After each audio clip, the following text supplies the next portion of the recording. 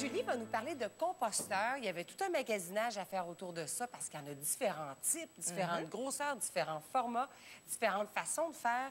Julie, on t'écoute. Je sais que tu as beaucoup de choses à dire. J'ai beaucoup de choses à dire, puis je dois t'avouer aussi que ça fait à peu près 1 an que moi-même, je magasine l'achat d'un composteur. Bien, pas que je magasine, mais que je veux faire l'achat d'un composteur. Oui. Alors, je me suis guidée moi-même et je vais vous guider à travers tout ce que j'ai trouvé, à travers mes critères. Et justement, il y a quelques questions à se poser quand on veut s'acheter un composteur. Tout d'abord, regarder la grandeur de son terrain. Oui. C'est sûr que si on a un tout petit terrain, il y a des composteurs pour nous. Si on a un grand terrain aussi, donc on regarde ça. On regarde le budget qu'on a parce qu'il y a des composteurs qui partent à 30 ça va jusqu'à 250 Est-ce qu'on va s'en occuper aussi de notre composteur? Est-ce qu'on est prêt à investir un petit peu de temps? Ça demande un minimum de temps, on l'a dit au début. Bon, il faut s'en occuper quand même.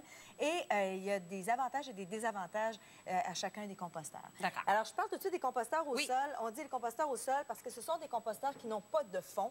Alors, on les dépose directement sur le sol, mais pas sur le gazon. Il faut enlever notre espace de gazon pour qu'on puisse le déposer sur la terre. Mais Mélanie va tout vous dire de toute façon tantôt qu'est-ce qu'on met dans le fond de notre composteur.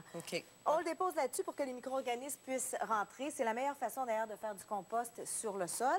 Ce composteur-là est en plastique rigide, mais en plastique recyclé et recyclable. Donc, c'est quand même intéressant pour l'environnement. Ben oui. Il a un couvercle qu'on peut sceller, qu'on peut barrer plutôt à 2 endroits pour empêcher les petits animaux, le nuisible, de venir faire un tour dans notre composteur. Bien pensé. Il possède des bonnes sorties d'air, donc pour pouvoir créer une bonne oxygénation.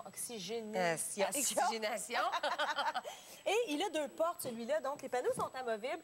C'est intéressant parce qu'on peut aller chercher notre compost qui est mûr d'un côté et aller le chercher aussi de l'autre côté pour pas avoir à se pencher puis aller jusqu'au fond chercher le compost mûr parce que le compost mûr va descendre jusqu'en bas. D'accord. Donc, il possède 2 portes qu'on peut positionner soit côte à côte ou soit de façon opposée, tout dépendant dans l'angle dans lequel on va le placer dans la maison. Ensuite, on a la machine à terre qu'on appelle. Il est de forme conique, donc il est plus facile à soulever si on veut le soulever pour aller chercher notre compost mûr en dessous. Il n'y a pas de fond non plus. Non, ils n'ont pas de fond. Ces 4 modèles-là, ces 3 modèles-là noirs et le modèle en bois n'ont pas de fond. Tu ne l'as pas expliqué pourquoi? C'est pour que les micro-organismes... Oui, c'est ça. C'est pour que les micro-organismes puissent se rendre dans l'intérieur puis fabriquer le compost, décomposer les matières.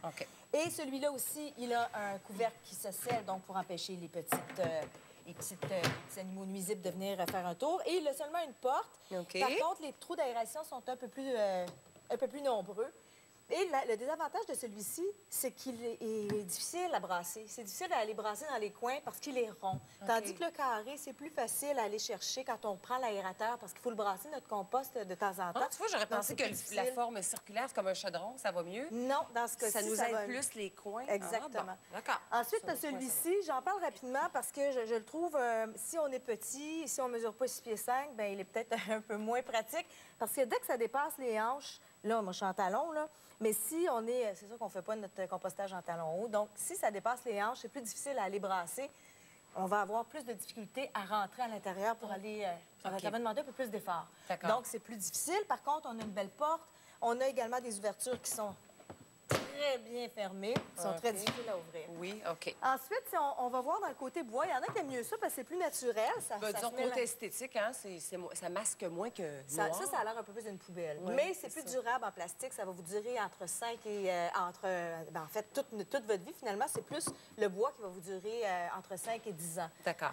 Et il a des bonnes trappes d'aération. C'est son avantage principal. Je comprends. Il faut mettre peut-être une petite brique sur le dessus pour que le couvercle tienne bien en place, pour pas que les animaux puissent réussir à aller l'ouvrir, malgré que c'est quand même assez lourd. Mais tu sais, un raton laveur, ou je sais pas si on reste dans un environnement c'est campagnard, c'est quand même assez... Et ça ici, bien, le panneau s'ouvre au complet. En dévissant les vis, on peut enlever le panneau. Mais dans ce cas-ci, il faut attendre que le compost soit complètement mur, au complet, pour pouvoir aller l'enlever. Tandis que dans les autres modèles... Tu peux en prendre au fur et à mesure. Exactement. Pour nos petits pots de plantes. Pour nos plates-bandes et tout ça. D'accord. Il y a le compost ici, le Planet Smart Blue. Globe terrestre. Oui. Celui-là, mais vraiment, si vous voulez faire du compost et que vous n'avez pas de terrain, que vous avez un petit balcon, si vous voulez le faire, il est assez cher, 199 et c'est pour ceux vraiment qui insistent pour en faire, parce que c'est peut-être moins pratique que les autres modèles. C'est un modèle rotatif, donc tout ce qu'on a à faire, c'est de le tourner. Tu vois, je ne suis pas capable de le tourner. Peut-être qu'il était mal positionné aussi, là. Mais tout ce que vous avez à faire, c'est de le tourner régulièrement pour créer une bonne aération, pour que votre compost se fasse. Mais c'est plus difficile, étant donné qu'il n'est pas sur la terre. Comme tel, OK. Non. Donc, la décomposition va être plus longue? Non, ça va être assez rapide. Ah oui? Sauf qu'après 7 semaines, tu dois le laisser reposer pendant 3 semaines. Okay. Tu fais quoi avec tes déchets pendant 3 semaines? Là, tu les jettes pendant 3 semaines? Ou tu les mets dans un bac, puis dans le bac, bien, ça peut être moins... il peut avoir des odeurs si tu les laisses à côté dans ta maison. Mais c'est pour... Non, OK. Donc, disons que c'est pour vraiment... Oui. Puis, sauf qu'il y a un bac en dessous qui recueille le thé de compost. Le thé de compost? Oui, le thé de compost. C'est un liquide? C'est le liquide. Dans ce cas-ci, quand c'est directement sur la terre, ça s'en va dans la terre. Mais dans un modèle comme celui-ci, il y a 2 petits trous et ça va directement dans le contenant qu'on a. OK. Je pense que c'est bon pour les plantes, ce thé de compost. C'est bon pour les plantes. Il y en a qui vont dire que ça ne change rien. Il y en a d'autres qui aiment ça, mais écoute, ça, c'est...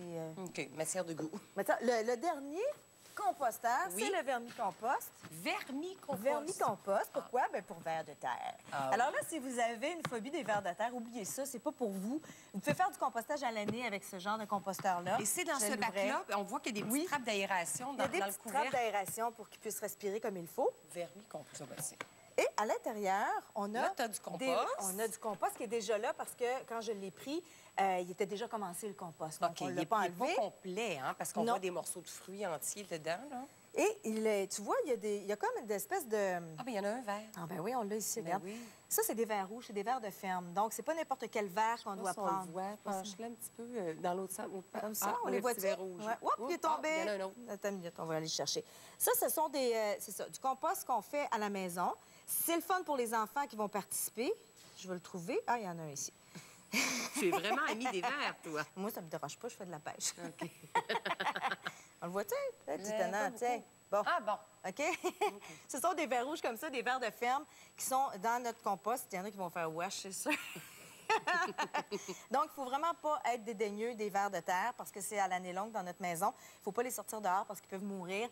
Le désavantage, c'est comme un petit ami. Hein. Si vous avez des chats, il faut les faire garder. Quand vous partez en voyage, c'est la même chose. Il faut faire garder nos verres. Il faut demander à quelqu'un de venir nourrir son compost. D'accord. Puis, en plus, ils sont difficiles, les tenants, parce qu'ils n'aiment pas nécessairement les coquilles d'œufs ou les pleurs d'agrumes. Ils ne vont pas aimer non plus le maïs en grains. Ils aiment ça, mais pas beaucoup. Faut-tu leur chanter des chansons? Bien, des petites berceuses le soir, ils aiment bien ça avant de s'endormir. Donc, ça, c'est le vermicompost. Mais l'avantage, c'est quoi, là? Mettons qu'on sait qu'on ne met pas ci, ça.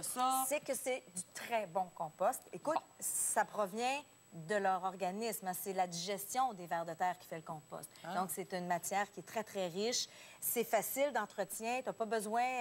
Ça fait pas d'odeur? Ça fait pas d'odeur du tout. Le vert, le brun, les couches, regarde, est-ce que tu sens une odeur? C'est vrai, il n'y a pas d'odeur. Il n'y a pas d'odeur. Ça vient avec les verres puis avec la litière qui est du journal déchiqueté. Okay. Et après ça, tu le portes. Tu as juste à nourrir tes verres. Puis tu n'as pas besoin de te soucier du brun, du vert, tout ça? Bien, il faut que tu les nourrisses. C'est sûr qu'il ne faut pas trop les nourrir parce qu'à un moment donné, ils peuvent faire des indigestions. Je sais pas trop quoi. L'embonpoint. L'embonpoint des gros verres. Non, mais c'est ça. Donc, c'est quand même une alternative pour ceux qui n'ont pas de terrain, qui n'ont pas de balcon. Je mettrais peut-être ça dans mon garage, moi. Connex. Moi, j'avais pensé à utiliser ça chez nous aussi. J'ai hésité entre les deux, entre ça. Mais là, le gardien de vers de terre, là, je me pose des questions. Oui, c'est ça l'affaire. Et le dernier, je vais le tasser, on va le mettre par terre. D'accord. Avant de vous présenter mon choix de bac à compost, de compostage, je veux vous parler des petites poubelles qui existent parce qu'il y en a qui ont peur d'avoir des odeurs dans la maison, puis ils vont dire, bien là, on va-tu tout le temps aller jeter ça dans notre composteur? Oui, il faut sortir dans la cour pour aller Regardez, mettre il existe ce genre de poubelle-là qui s'ouvre. Et on ne voit pas le fond. On n'est jamais en contact avec le fond. Donc, on met nos aliments à l'intérieur, puis après ça, on va fermer notre couvercle, ça scelle. Il n'y a jamais d'odeur. C'est vraiment intéressant. Ça, c'est pour des patates, rognures de légumes, dans ta maison, puis tu l'accroches sur ton mur, là, puis au lieu d'aller directement mettre ça sur Puis après ça, tu vas donc tu vas mettre ça dans ton bac. 3 jours, 3-4 jours. Puis moi, mon choix, je te dirais que mon choix numéro 1, c'est le premier que je t'ai présenté, le carré. Le premier, d'accord, le carré. Parce qu'il est facile à aller mélanger. Oui. Pour ces 2 portes aussi, pour aller chercher le compost mûr facilement. Parce qu'il est solide, c'est en plastique recyclé, donc ça ne fait pas de peine de prendre du plastique si c'est recyclé et recyclable. Et parce que, bon, le couvercle est assez rigide aussi, solide. Et puis, bien, le vermicompost, je trouve que c'est un choix intéressant aussi. Ceux qui n'ont pas peur des vers, là, comme Mélanie. À la maison, ça fait des amis supplémentaires pour la famille. Là-dessus, on s'en va en pause. Merci beaucoup. Ça fait plaisir. Toutes les informations se retrouvent sur le site Internet sous Julie. On s'en va en pause. SOS Lunch, compote de... Non, pizza à la ratatouille. C'est délicieux, délicieux, délicieux, délicieux.